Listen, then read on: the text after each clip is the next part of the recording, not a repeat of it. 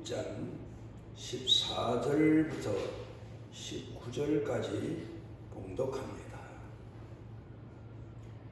왕이 이에 말과 병거와 많은 군사를 보내매 그들이 밤에 가서 그 성읍을 에워쌌더라. 하나님의 사람의 사환이 일찍이 일어나서 나가보니 군사와 말과 병거와 성읍을 에워쌌는지라. 그의 사환이 엘리사에게 말하되 내 주여 우리가 어찌하리이까 하니 대답하되 두려워하지 말라. 우리와 함께한 자가 그들과 함께한 자보다 많으니라 하고 기도하여 이르되 여호와여 원하건대 그의 눈을 열어서 보게 하옵소서 하니 여호와께서 그 청년의 눈을 여시매 그가 보니 불말과 불병거가 산에 가득하여 엘리사를 불렀더라. 아람 사람이 엘리사에게 내려오매 엘리사가 여호와께 기도하여 이르되 원하건대 저 무리의 눈을 어둡게 하옵소서 하며 엘리사의 말대로 그들의 눈을 어둡게 하신지라. 엘리사가 그들에게 이르되 이는 그 길이 아니요 이는 그 성읍도 아니니 나를 따라오라. 내가 너희를 인도하여 너희가 찾는 사람에게로 나아가리라 하고 그들을 인도하여 사마리아에 이르니라.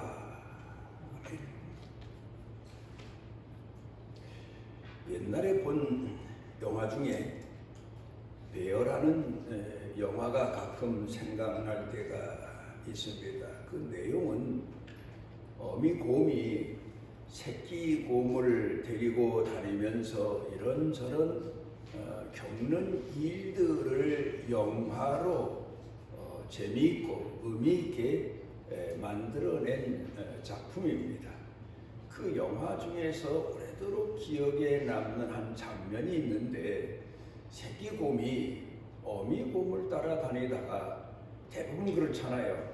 아이들도 부모 따라다니다가 한눈을 파는 것처럼 이 새끼곰이 잠시 어미 곁을 떠나서 가다가 큰 곰을 만납니다. 그러니까 이 큰 숫곰이 이 새끼곰을 향해서 으르렁거리니까 이 새끼곰이 어미곰을 따라다니면서 배웠던 것 같습니다. 자기 상대방의 적을 만나면 몸체를 일으켜서 상대방을 향해서 소리를 입을 크게 벌리고 지르는 이제 막 그런 방법을 배웠던 것 같아요. 그리고 이 새끼곰이 벌떡 일어서서 상대방 그 큰 순놈곰을 향해서 으르렁거리고 소리를 악을 쓰면서 지르니까 이 순놈곰이 그 덩치 큰 곰이 슬그머니 처음에는 덮칠 것 같이 으르렁거리고 서 있더니 슬그머니 꽁무니를 빼고 돌아가 버립니다. 그러니까 이 새끼곰이 제가 소리를 지르고 으르렁거려서 상대방 큰 순놈곰이 저를 무서워서 꽁무니를 빼는 줄로 의시되는 그 장면을 보고 관중들이 환호성을 지릅니다. 어떻게 저런 광경을 만들었을까?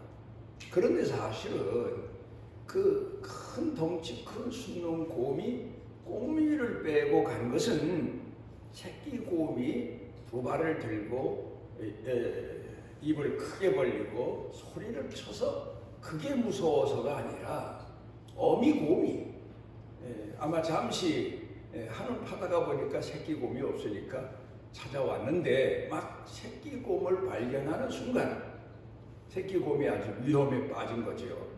큰 덩치 큰 순놈 곰이 덮치려고 일어서서 으르렁거리니까 어미곰이 다급하니까 달려와서 새끼곰 뒤에서 발을 들고 소리를 지르고 으르렁거렸더니 사실은 그 순놈곰이 새끼곰의 으르렁거리는 소리가 무서워서가 아니라 뒤에는 어미곰이 무서워서 사실은 꽁무니를 빼고 도망간 내용입니다. 우리가 신앙인으로서 살아가면서 삶에 대한 용기를 가질 때가 참 많죠. 세상 사람이 볼 때에는 참 형편없고 어리석은 보잘것없는 존재 같은데 뭐 용사보다 더한 용기를 가지고 나섭니다. 그걸 사람들은 알 리가 없죠. 그건 바로 하나님을 믿는 믿음이기 때문에 다윗이 골리앗을 향해서 물맷돌을 들고 그 대장군을 향해서 달려나간 것처럼 이제 그런 경우를 우리가 생각해 보게 됩니다. 그러면서 믿음이 얼마나 중요한가 하는 것을 다시 돌이켜 생각해 보게 됩니다. 우리나라에도 옛날에 지금도 물론 이 포수들이 사냥하기 위해서 사냥개를 길들여 가지고 데리고 함께 산에 오르지 않습니까? 그런데 이 훈련된 사냥개들을 보게 되면 가끔 우리나라에 있는 사냥하는 광경은 제대로 잘 홍보가 안 되지만 다큐멘터리 같은 영화를 보면 외국에서 산중에 들어가서 맹수를 사냥하는 보수들에 대한 광경을 이 매스컴에서 다큐멘터리로 찍어서 방영한 적이 있습니다. 거기 보면 포수들이 가고 사냥개를 한 몇 마리 데리고 갑니다. 그런데 사냥개와 예를 들어 산에 있는 맹수, 사자나 호랑이와 맞대항하게 되면 누가 이기겠습니까? 아무리 사냥개가 훈련이 잘 됐다 손 치더라도 그 맹수를 당할 수는 없지 않나. 그럴 정도로 대단한 힘을 가진 짐승이 맹수 아닙니까? 그런데 사냥개들이 그 맹수를 쫓아가고 맹수를 덮치고 물어뜯고 그래서 나중에 포수가 와서 그 맹수를 사냥감으로 습득하는 이제 그런 광경들을 보게 되는데 거기서 중요한 것은 사냥개입니다. 사냥개가 저희끼리 만약에 산에 갔다가 몇 마리든 맹수를 만나면 아마 꼬리 내리고 도망을 갔을지도 모릅니다. 그런데 그 맹수를 향해서 용기를 다해서 그 무서운 맹수를 무섭게 생각하지 않고 뛰어들어서 물고 늘어지고 물어뜯는 것은 바로 자기네를 데리고 오는 포수를 믿는 믿음 때문인 것으로 볼 수 있습니다. 그렇게 훈련이 된 거죠. 포수가 이 사냥개들을 훈련시킬 때 내가 있으니까 너희들은 나와 함께 가면 아무리 맹수라도 덤벼라. 그러면 나한테는 무기가 있고 총이 있고 내가 그 짐승들을 다 제어할 수 있다. 그런 훈련을 시켜놨기 때문입니다. 아우구스트가 한 얘기 중에 바로 믿음이란 뭐냐, 믿음에 대해서 설명을 하는데 믿음은 보지 못하는 것을 보고 믿는 거다. 그러니까 보이지 않는 것을 보고 믿는 거다. 그런 말이지. 우리가 하나님을 공경하고 하나님을 믿고 삽니다. 그런데 하나님이 우리 인간의 눈으로는 볼 수가 없습니다. 유대인들은 인간의 눈으로 하나님을 보게 되면 죽는 거다. 그렇게 말하고 있습니다.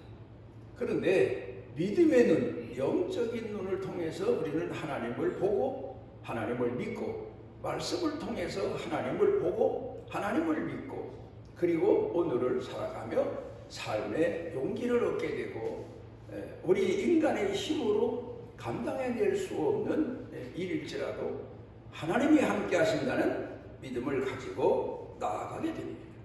오늘 성경 본문 말씀 가운데서 우리에게 가르쳐주고 계신 교훈이 뭔가 하면 영적인 눈, 믿음의 눈이 아직 희미한 사람, 어두운 사람 엘리사의 바로 몸종 제자이지요. 그런가 하면 영적으로 믿음의 눈이 밝은 사람, 하나님이 함께 하심을 믿는 믿음이 충천한 사람,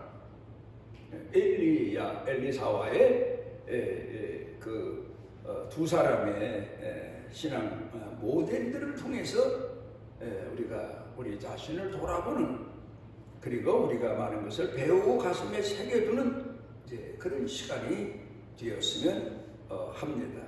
메릴린 호케라고 하는 이가 사각지대라고 하는 책을 썼습니다.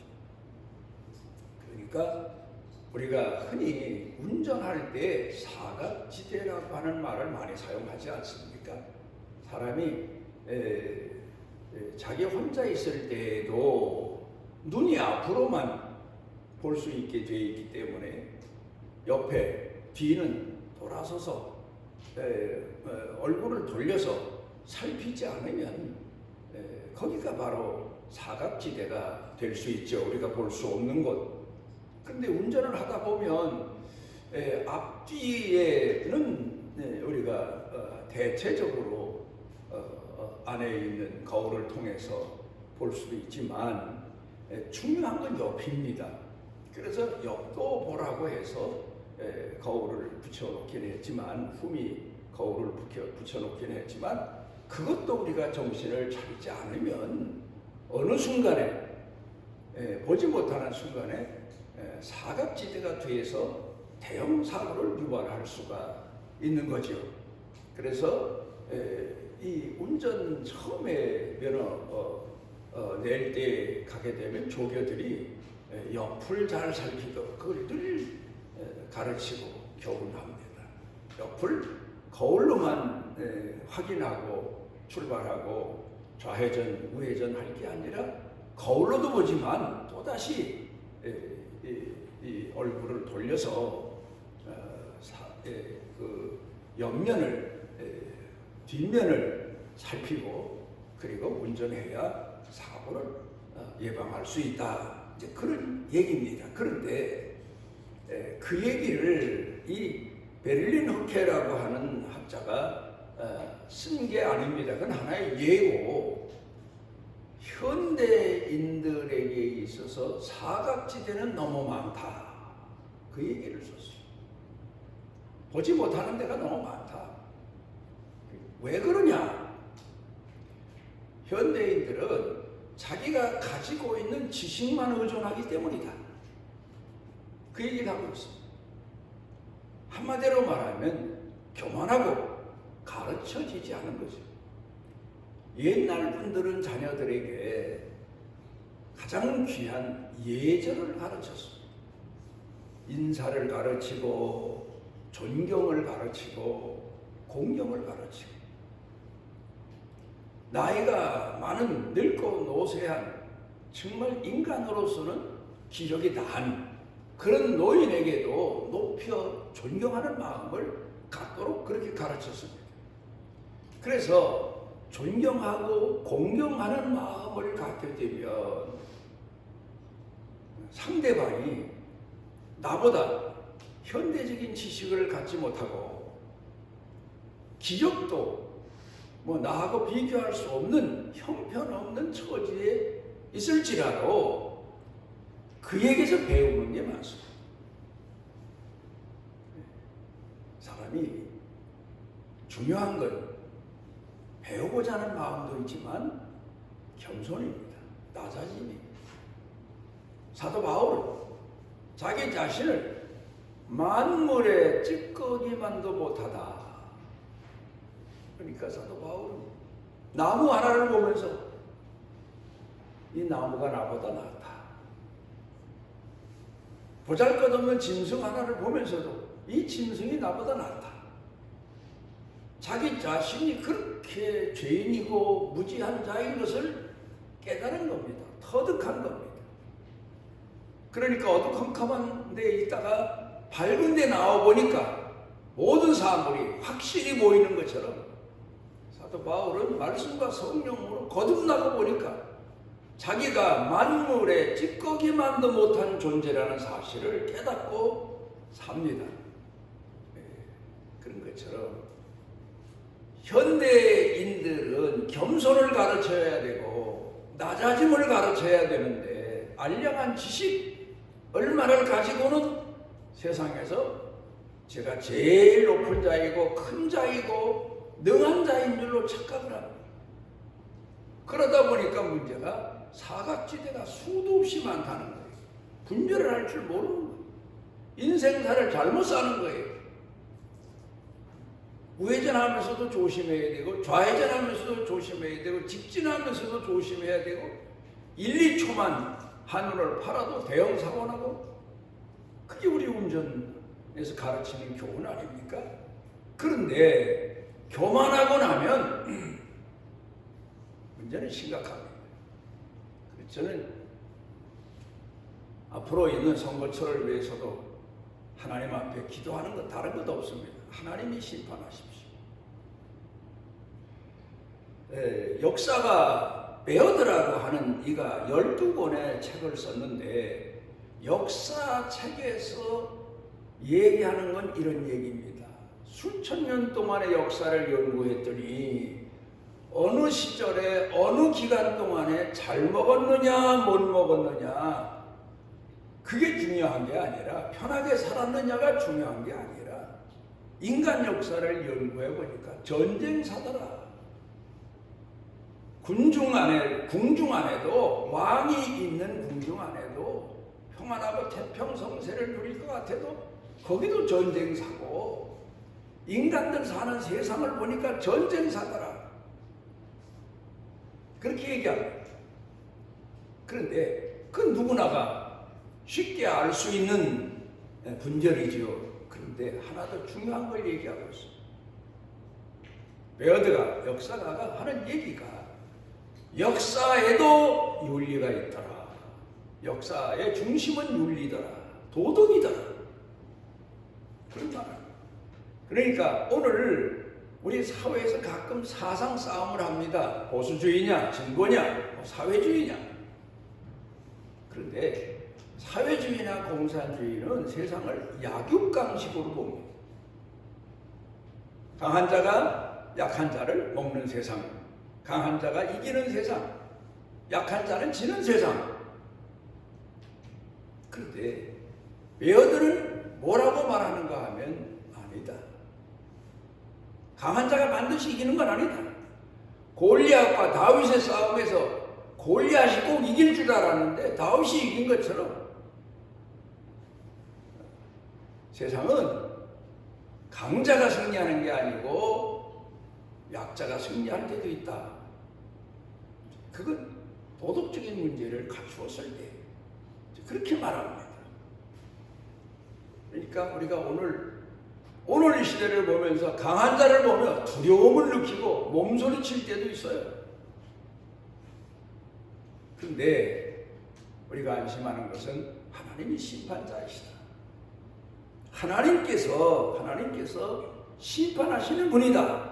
하나님이 계시다. 그런 믿음을 가지고 오늘을 사는 겁니다. 그런데 예를 들어 하나 예를 듭니다. 여러분은 어떻게 보시는지 한번 생각해 보십시오. 꿀벌이 꽃을 찾아갑니다. 밤새껏 그 꽃이 꿀을 마련해 놨는데 꿀벌이 아침에 햇살이 비치니까 날개를 치고 날아가서 그 꿀을 다 탈취해 옵니다. 가져옵니다. 그리고 모아가지고 저장합니다. 겨울 먹이로 저장하고 새끼 먹이기 위해서 저장합니다. 그러니 식물인 꽃은 그걸 뭐 막을 힘도 없고 대항할 힘도 없고 그냥 당하는 겁니다. 애를 써서 하루고 이틀이고 꿀을 준비해 놨는데 그걸 꿀벌이 가져갔으니 탈취당한 거죠. 빼앗긴 거죠. 그걸 어떻게 보느냐 하는 거예요. 사회주의자나 공산주의자들은 약육강식이다. 봐라. 이 벌은 날개를 치고 움직여서 가서 약자 것을 가져와서 저축하고 비축하고 새끼들하고 먹고 겨울도 나고 강자가 승리하는 게 아니냐. 그런데 베어드는 그 이상을 얘기하고 있습니다. 탈취당하는 게 아니라 그거는 바로 하나님의 섭리 가운데서 하나님이 판단하시고 섭리하시고 역사하셔서 꽃들이 예를 들어 옆에 있는 꽃과 같이 아무리 가까이 있다 하더라도 서로 이 다시 씨앗을 만들기 위해서는 접목이 돼야 되는데 그걸 꽃 스스로 못합니다. 그런데 벌이 옵니다. 근데 벌들은 꿀을 준비해 놓지 않으면 안 오니까 벌이 와서 이 꽃에도 앉았다 저 꽃에도 앉았다. 그래서 접목을 시키고 그래서 씨앗을 맺게 하고 그걸 보면 이게 빼앗긴 것 같지만 사실은 강한 자가 벌이 약자를 위해서 봉사하고 헌신한 거다. 이게 하나님의 역사다. 그걸 가만히 생각해 보면 우리 성경에서 말씀하고 있는 하나님의 말씀에 가까운 얘기를 하고 있습니다. 역시 학자입니다. 연구한 사람입니다. 우리가 성경을 통해 보면 요셉의 얘기를 돌아가서 봅니다. 아버지 사랑을 독차지하고 있는 것을 형들이 시기해서 이 요셉을 처음엔 죽이려고 하다가 그 애굽으로 가는 이스마엘 사람들 상인들에게 팔아버립니다. 그러니까 형들에게 배신당해서 애굽으로 팔려가는 겁니다. 노예로 팔려가면 옛날에 노예로 팔려가면 죽을 때까지 노예입니다. 노예에서 해방된다는 건 기적 중의 기적입니다. 팔려갑니다. 우리가 성경을 통해 보면 욥기서에 뭐 가끔 우리 그리스도인들이 성구를 쓴 성구를 사다가 뭐 개업을 할 때 이럴 때 선물도 하고 하는데 내 시작은 미약하나 나중은 창대하리라. 지금은 이렇게 보잘것없게 시작하지만 나중에는 번창한다. 뭐 그런 믿음을 가지고 장사라든 사업을 해라. 뭐 그런 의미에서 그 성구를 많이 선물을 하는데 요셉에 관한 얘기를 보면 미약한 정도가 아니에요. 그 미약하다고 표현할 수가 없어요. 천박해졌어. 노예로 추락한 겁니다. 왕자처럼 사랑받고 대접받던 요셉이 노예로 추락한 겁니다. 주인이 찔러 죽여도 할 말 없고 팔아버려도 할 말 없고 어디 가서 어떻게 죽든 이제는 노예 인생은 끝난 겁니다. 천하고 천박한 인생으로 추락합니다. 그런데 바로 그런 연단 과정을 통해서 하나님은 요셉을 겸손을 가르쳐 주십니다. 먼저 배우게 하십니다. 자기 한계를 보게 하십니다. 자기 끝을 보게 하십니다. 자, 노예로 끌려가면서 요셉이 뭘 느꼈겠습니까? 낙심할 수밖에 없죠. 이제 끝이죠. 자기가 알죠. 노예가 어떤 존재인지.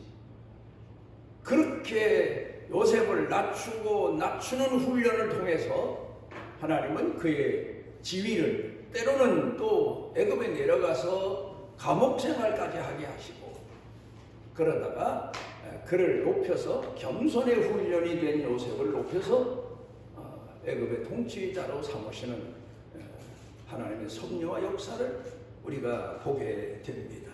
거기서 우리가 배우는 교훈이 뭡니까? 인간에게 필요한 건 나 잘난 맛, 세상을 많이 아는 것, 그것보다 가장 중요한 것은 겸손이다.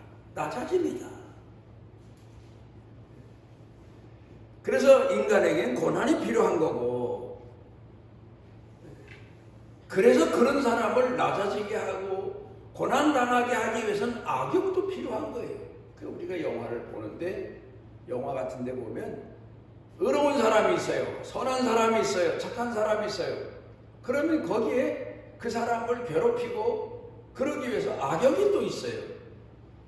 그러다 보면 이제 영화를 보는 사람들, 연속극을 보는 사람들이 선한 사람, 낮아진 사람, 천하게 된 사람 편을 들게 되고 응원하게 되고, 그러면서 그 악한 사람을 통해서 시달림을 받다가 나중에는 이제 이 사람이 성공하고 모든 사람 위에서는 이제 그런 이야기를 되게 스토리로 삼고 있잖아요. 서부국 같은 영화를 보게 되면 대부분 이제 악과의 싸움, 대결 이제 이런 건데,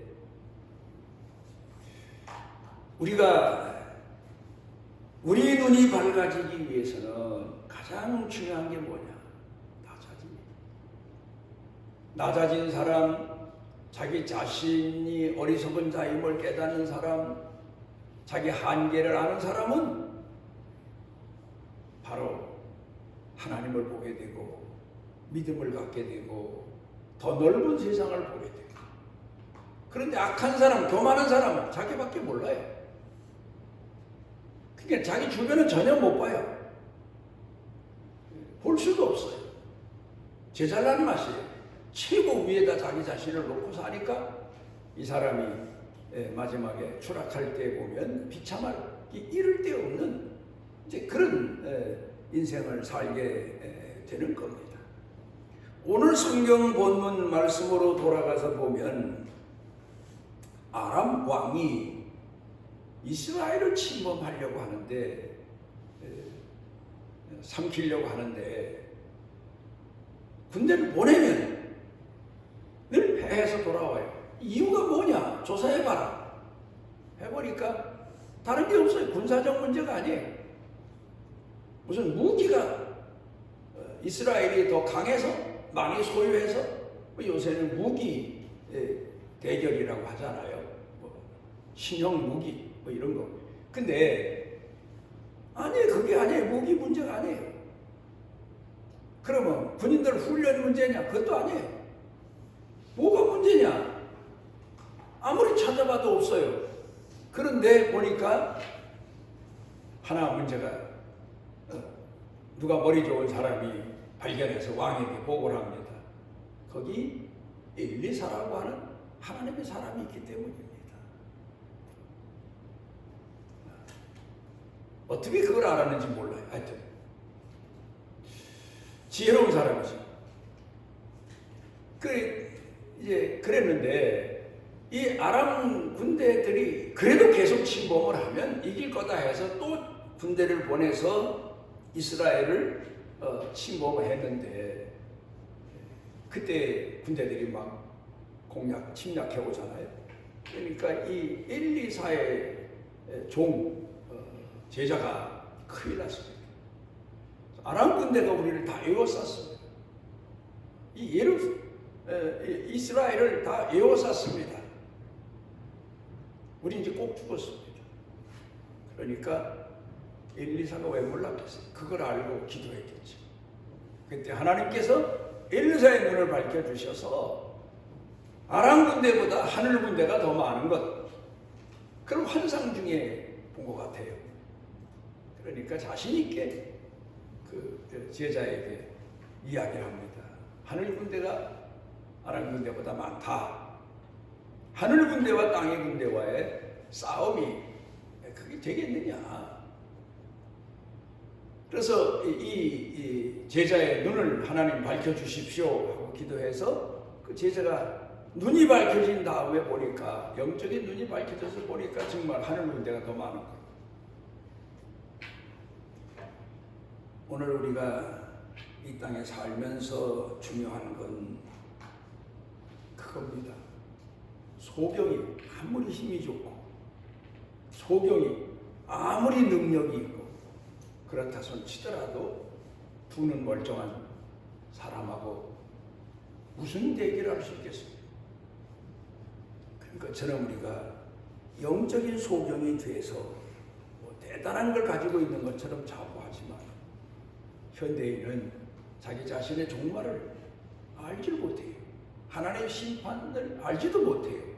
하나님이 믿음 있는 사람을 이끌어 주시고 약자 편이시고 기도하는 사람 편이시라는 사실을 알지는 못해요. 오늘 우리가 중요한 것은 우리 눈이 밝아지는 겁니다. 스데반 집사가 순교 자리에 나아갑니다. 심각한 거 아닙니까? 이제 죽음을 당하는데 그의 기도 제목이 뭡니까? 자식 걱정, 무슨 교회 걱정, 그것보다는 하나님, 아마 그렇게 기도한 것 같아요. 내 눈을 밝혀주셔서 하나님께서 어떻게 지금 이 형편을 보고 계신지를 보게 해 주십시오. 하나님이 보시는 겁니까? 안 보시는 겁니까? 가끔 우리 그리스도인들이 어려운 형편에 처하게 되면 불평할 때가 많잖아요. 그런데 하나님은 그때 스데반의 눈을 밝혀주셔서 하나님 보좌 우편에 서 계신 예수님을 보게 합니다. 너무 감격해서 그 사실을 증언합니다. 그리고는 순교를 당합니다. 오늘 우리의 문제가 뭡니까? 삶의 문제인가? 오늘 세상의 문제인가? 나라의 문제인가? 정치적인 문제인가? 기업의 문제인가? 뭐가 문제인가? 경제 문제인가? 심각하죠. 사실은 눈을 열어서 하나님이 섭리하시고 역사하시는 하나님의 뜻을 보는 믿음이 오지. 엘리사가 자기 종의 눈을 열어서 오늘 하나님이 이 시대를 향하여 역사하시는 광경을 보게 해주십시오 한 것처럼 오늘 우리는 우리 자신의 눈을 열어서 믿음의 눈을 열어서 하나님이 이끄시고 역사하시고 섭리하시는 세상을 이 시대를 보고 살게 해주십시오. 그게 오늘 우리 기도 제목이 되고 내용이 되고 또 그 기도의 응답을 받아서 오늘도 살아 역사하시는 하나님의 섭리에 감사하고 감격하며 따르는 신앙인으로 살아가시기를 바랍니다. 오늘 우리를 주의 전에 모아주시고 우리로 하여금 우리와 함께 하시는 주님을 바라보고 믿고 의지하며 삶의 고달픔을 치료받을 수 있도록 은혜 주셔서 감사를 드립니다.